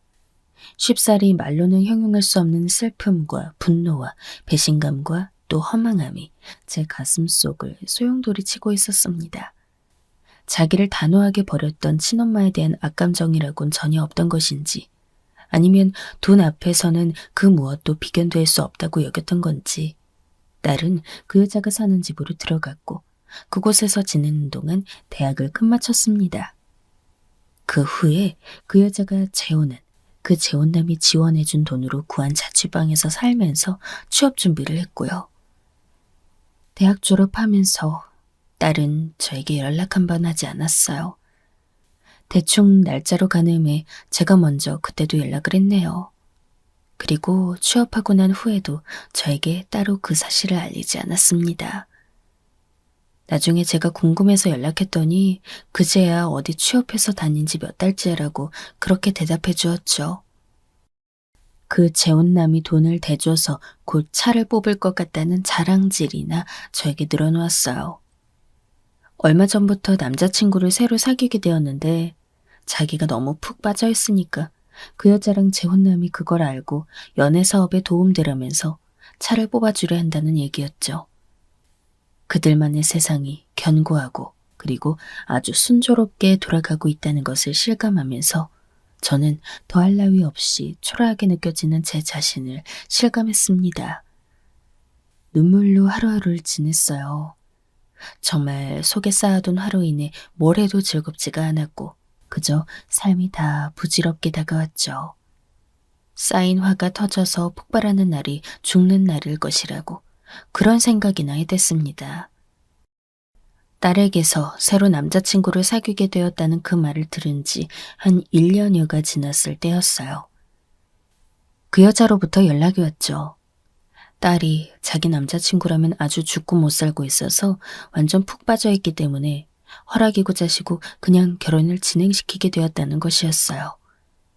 결혼이라는 큰일을 진행하게 되었으므로 어쨌든 친아빠인 저에게 상황 보고를 하는 것이라고 하더군요. 저는 쓴웃음을 지으며 얘기를 듣고 있었는데 그 여자가 갑자기 되게 머뭇거리더니 조심스레 다른 내용도 꺼내놓았어요. 재혼남이 오래도록 하고 있던 사업이 근래 들어 어려워졌다는 것이었습니다. 더 손해보지 않으려면 곧 정리해야 할 것 같다고 말이죠. 여튼 상황이 엄청 복잡하게 돌아가고 있다면서 이런 마당이기에 딸을 하루빨리 결혼시키는 게 훨씬 나아서 그냥 결혼하라고 말을 해버린 배경이 있다고 합니다. 혹시 우리 딸이 그런 여파로 피해를 입는 건 아니겠지? 저는 또 호구처럼 그런 걱정이 들더군요. 여차하면 저에게 손 벌릴 작정이라거나 다시 딸을 저에게 던져버릴 생각으로 그 여자가 어려워진 사업 얘기를 했을 가능성이 현실적으로 높은 것이었음에도 저는 어쩔 수 없이 딸 걱정부터 먼저 했어요. 못 본 지가 벌써 오래였습니다. 카톡을 통해 사진으로만 접하고 있었죠. 망설이던 저는 결혼 얘기를 빌미로 삼아 딸에게 연락을 해보았어요. 괜찮은 게 맞는지, 문제는 없는지, 혹시 돈은 안 부족한지 그런 것들을 물어보았죠. 그런데 딸이 비웃는 소리를 내면서 저에게 싸늘하게 대답하는 겁니다. 상관하지 마. 아빠가 신경 쓸 건 하나도 없으니까 제발 구질구질하게 굴지 좀 말라고. 딸의 반응에 제 속은 또다시 문드러졌습니다. 상처받을 대로 받고 다 골마서 상해버린 줄로만 알았는데 문드러질 건덕지가 아직 남아있던 모양이더군요. 딸이 저를 버리고 그 여자에게로 가버린 후로 피우기 시작했던 담배를 손에 쥐었습니다. 씁쓸하게 담배를 태우면서 저의 속도 그만큼 타들어가는 것이 느껴졌죠. 그리고 며칠 후였습니다. 정말이지 하늘도 놀랄 만한 일이 벌어지고야 말았어요. 우선 딸에게 연락을 받은 게 첫 번째였습니다. 그런데 제가 말을 제대로 알아들을 수 없을 정도로 딸이 울고불고 아주 난리가 난 것입니다. 숨 넘어가리만치 울면서 저한테 말을 막 하더군요. 도대체 이게 갑자기 무슨 일인가? 깜짝 놀란 저는 나중에 이 내용들을 순차적으로 정리해 볼 수 있게 됐어요. 딸이 아주 푹 빠져들어 결혼을 먼저 밀어붙였던 그 남자친구의 집으로 인사를 갔다고 합니다. 결혼하게 되었다고 정식으로 인사드리는 자리였대요. 그리고 그날 그 집에 남자친구의 부친의 여동생이 와 있었다고 해요. 딸은 자기 조카를 정말 아끼시는 분이라 결혼 상대를 직접 보러 오셨구나. 이런 정도로만 생각하면서 인사를 했던 겁니다. 그런데 상상하지도 못한 폭탄을 맞게 되었던 것이죠. 사진으로 보고 이름 들었을 때도 에이 설마 했었는데 실제로 보니까 정말 맞네. 어렸을 때 그 인상이 그대로 남아있구나. 네? 그게 무슨 말씀이신지 혹시 저를 아시나요?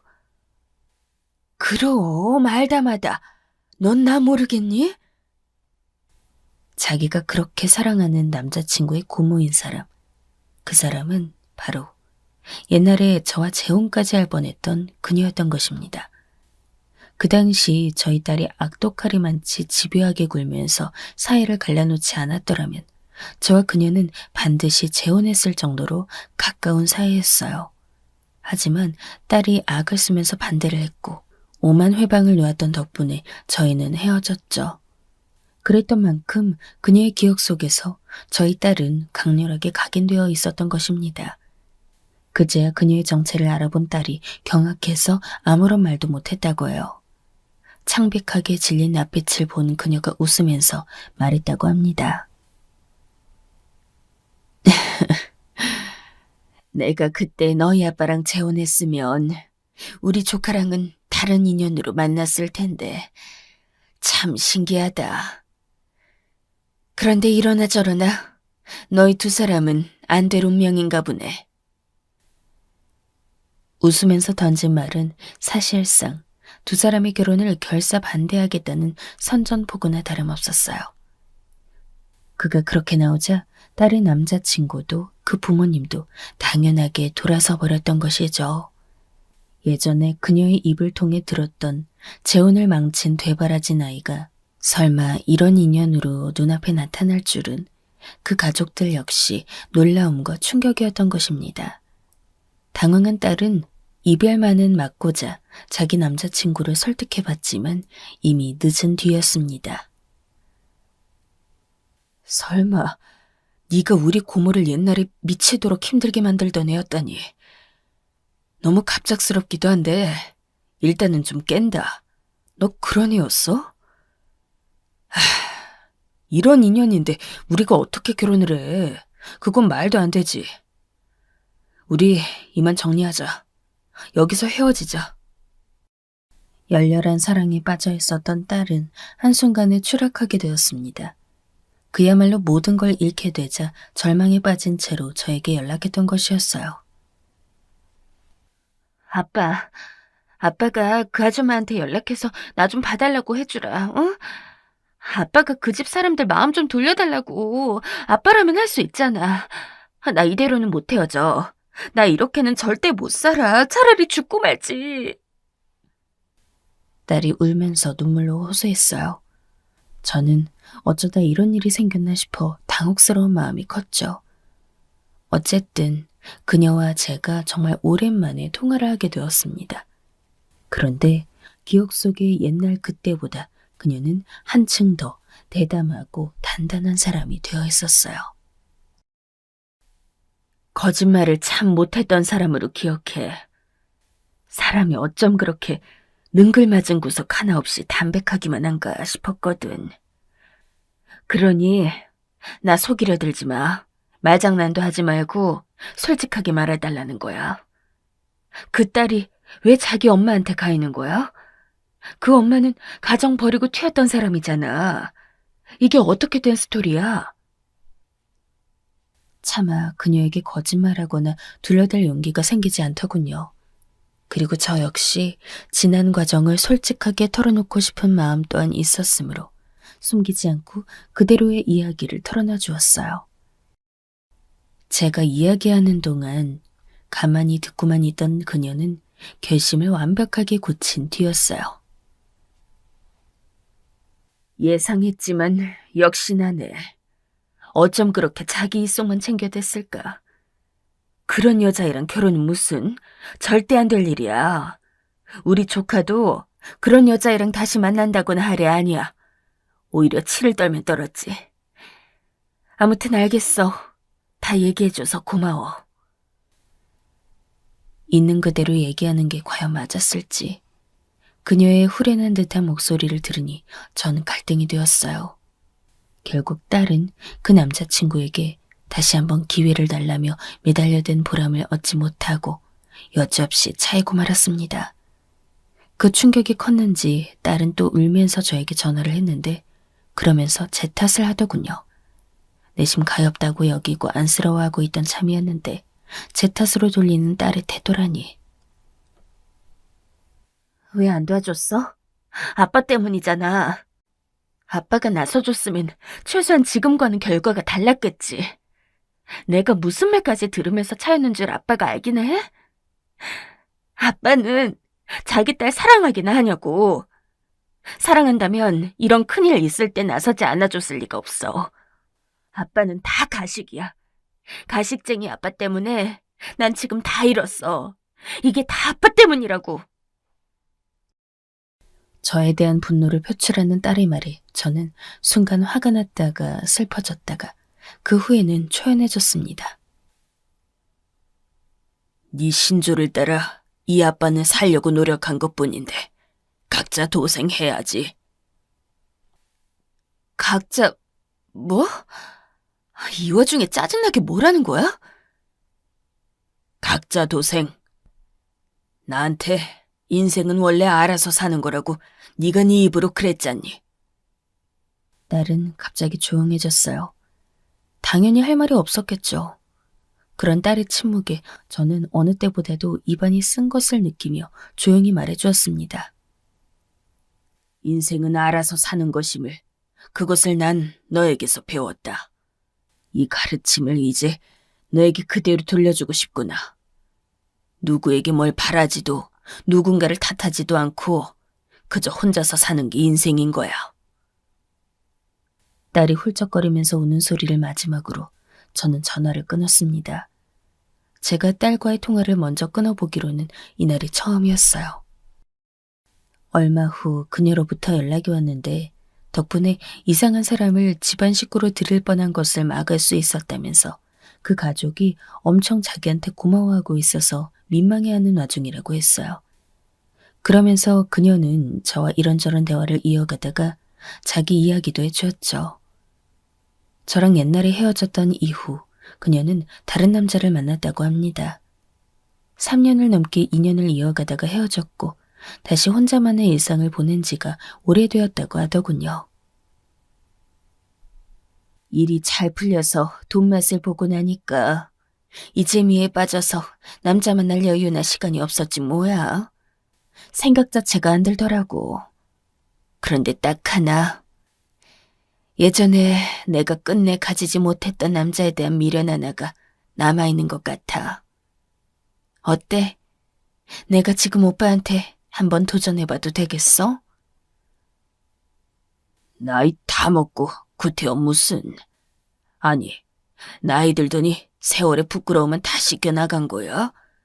왜 이렇게 사람이 저돌적으로 변했어? 뭐 어때? 어줍지 않게 교양 있는 척 해봤자 꼴값이야. 하고 싶은 말 하고 만나고 싶은 사람 만나고 그러면서 사는 게 보람된 거잖아. 너도 알다시피 난 아내도 딸도 그런 식으로 잃은 사람이야. 난 버림받은 사람이라고. 아주 초라하기 이를 데 없어. 나는 누군가를 만남으로써 이런 나의 초라한 면면들을 들키고 싶지가 않아. 아유, 참나. 왜 이렇게 정중하게 거절을 해? 나는 그간 열심히 돈이나 벌면서 살았더니 사람이 무식해져서 그런 식으로 말하면 잘 못 알아들어.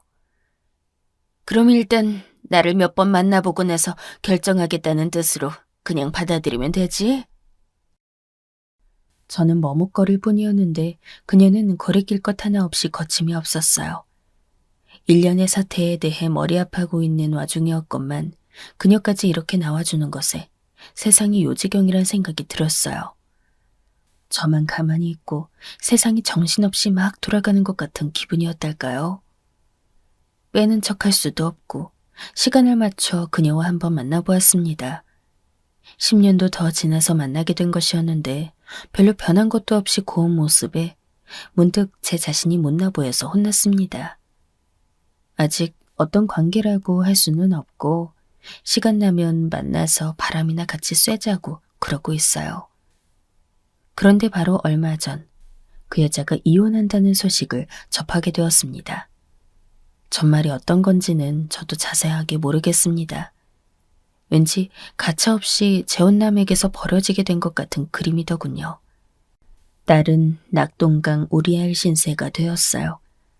실연의 충격이 컸는지 바로 회사도 그만뒀는데 금방 자기 엄마가 이혼당할 거란 것을 몰랐던 것이었죠. 딸은 최후의 보루로 저를 찾았습니다. 보고 싶다느니 돈이 떨어져 가니까 아빠 생각부터 난다느니 하는 내용이었죠.